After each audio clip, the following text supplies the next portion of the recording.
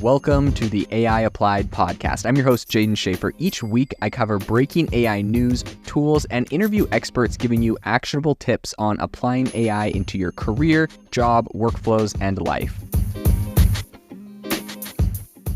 Make sure that you go to aibox.ai, link in the show notes, to join the waitlist for our new AI platform. We're going to be launching an incredible platform that allows you to build anything you want with workflows in AI. So you're able to chain together ChatGPT and image generators and audio generators to make really powerful apps for your organization, or you can host them on our marketplace and actually generate royalties from them. So make sure to go to aibox.ai and join the waitlist. In addition, if you like the podcast, if you could do me a massive favor and please leave us a review on Apple or Spotify or wherever you listen to your podcast. This helps me be able to get better guests on here as they check the reviews to see how you guys are liking it. So if you could please do that, I would really appreciate it. A really interesting report just came out about the US military's use of AI to predict what their enemies are going to do. So on today's podcast, we'll be talking about some military applications for AI, what this new report from the US about the US military says, and also some very interesting reports about the UK using AI to try to disrupt Russia's strategic military imports and exports, I believe. So we're going to dive into it without further ado. So I think in reality, the big news here is that the US Army is turning to AI to really kind of forecast enemy movement. So they are revealing a very ambitious project known as real-time threat forecasting. This thing sounds straight out of a sci-fi movie. You know, you've seen those movies where essentially they predict who's going to commit a crime and then you get captured before you even commit the crime because they predicted that you were going to do it. It feels very similar to this, except, right, obviously it's a military predicting what threats are going to happen ahead of time, which is a very useful tool in theory. In practice, man, it just startles me to think like, you know, we would shoot a missile at someone because we know they're about to shoot a missile at us or something like that. I don't know if that's how does it actually get applied, but, you know, that's the worry that I would have, and I'm sure other people would have. In any case, well, the reason I would be a worry is just in case the other person didn't actually or wasn't actually going to shoot that missile, and then you shoot it for nothing. You're the one that's the aggressor starting the skirmish that accelerates something, or perhaps two AIs predict that the other AI, because, right, we're using the AI right now to predict, but maybe we have an adversary in China or in Russia or in some other country, and their AI predicts we're going to attack them, and our AI predicts that we're going to attack them, and then all of a sudden the AIs are fighting, and yeah, it just sounds like a dystopian future, but whatever. In any case, let's get back to the innovative part of it. I think the innovation seems to essentially the system aims to rapidly process a mountain of data that is beyond human capacity to really predict and then conventionally revise enemy activities. So I think in line with this, a recent request for information, which is RFI, has been issued, and it is encouraging industry collaboration. So I think the future forward system will likely be rooted in AI and needs to be functional on everyday laptops. So using evolving AI or machine learning technology.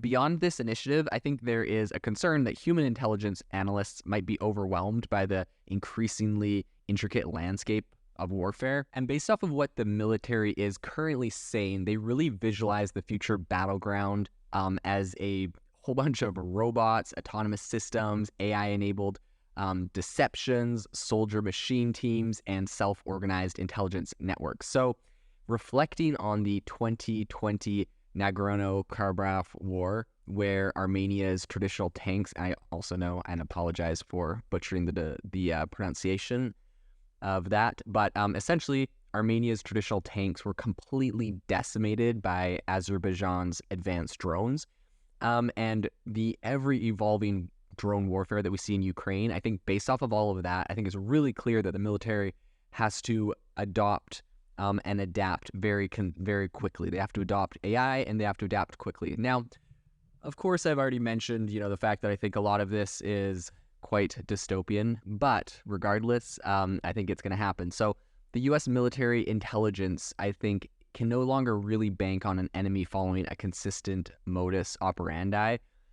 So I think this is, you know, essentially meaning they're not going to follow the same pattern over and over again. I think this is going to complicate things in the military aspect a lot. I think this is going to be complicated by an overflow of global intelligence, which essentially is being harvested from a whole bunch of different sources, you know, air, land, sea. We have space sensors, there's human intelligence. I think the amount of data that's being collected from satellites and all sorts of other objects right now make it so that really whoever harnesses that data, like everyone has a lot of very complex data harvesting systems, and whoever can use that and apply that data the quickest, I think is going to be the winner. And so I think just the sheer volume of drone imagery collected completely outstrips analysts' capacity to actually dissect it. And I think this really points to an increasing reliance on AI. I've personally spoken to friends that have previously been in the military, that have worked with AI in the military, ones that have worked with drones. And it was interesting, just talking to people about the impact of drones alone on the military, and what a game changer that was, not having to call in a helicopter or not having to call in a spy aircraft to go fly over an object, but being able to just fly a drone and get like really high definition imagery of where snipers or other people are. I think it makes a big impact. But, inevitably we're going to have so much data that just having analysts is going to be a struggle. And so being able to, fly 1,000 drones around an enemy base and have AI detect what the hot targets are and, the best ways to disable artillery or other things, I think is going to be an inevitable outcome of that. So I think what's interesting is video game tech could actually be pretty instrumental in this whole AI-centric approach. I think that would offer 3D visualization technologies and techniques for a really consistent, updated projection of threats. So using commercial video games, I think, would actually simplify the interface learning curve, unlike, current Defense Department systems, which can take months to master. This is, an idea that a lot of people have floated to kind of bring those two together in a way. But at the same time, the idea of, substituting human officers with AI, I don't think, isn't without its challenges. I think some of the roles might be offloaded to machines that the military might do and that officers might do. But I think that there are stumbling blocks that the military intelligence staff may lack, comprehensive data access for AI to operate, optimally. And I think that was actually revealed by a 2021 RUSI report. So meanwhile, across the pond, as it were, Britain's M116 spy agency has begun utilizing AI to disrupt critical weapon supply chains to Russia. This is another really interesting use case of AI that has come out. It's in the headlines recently. So the chief of M16, which is Richard Moore, he really applauded these efforts during a speech at the British Embassy in Prague. And Moore believes that AI will augment, not replace, human judgment. So his teams are using AI to really kind of work with the current agents that are out on the field and the work that they're doing. I think this is a really interesting use case of AI, of course, using it for, we knew that it would inevitably come to the intelligence agencies, right? It'd be used for spying and for other things, disrupting adversaries and whatnot. And I think, a lot of people are applauding this like it's good. And I can see that on the one hand, perhaps if this is, helping your cause. But at the end of the day, the thing that I think of is the fact that if you have access to this kind of technology, inevitably your adversaries will also have access to it. And so it's kind of a zero-sums game, in my opinion. It's like if someone was applauding the fact that we developed a nuclear bomb because now we're the most powerful, well, eventually, every other adversary we had developed nuclear bombs.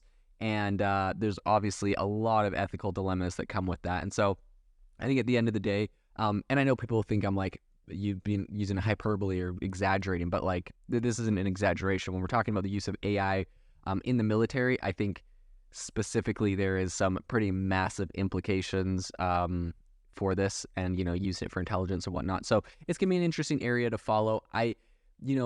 At the end of the day, I wish that there was no AI in the military rule. I mean, I really wish there was no war in the world, but this is not a perfect world. We do not get to wish for whatever we want to avoid all conflicts in the world.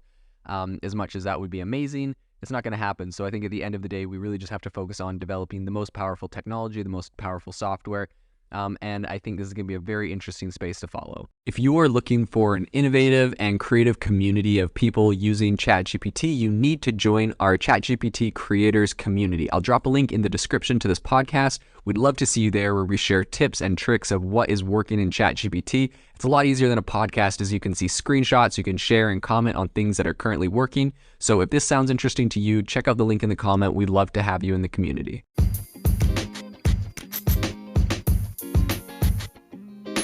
Thank you for tuning in to the AI Applied podcast. Make sure to rate this wherever you listen to your podcasts and have a fantastic rest of your day.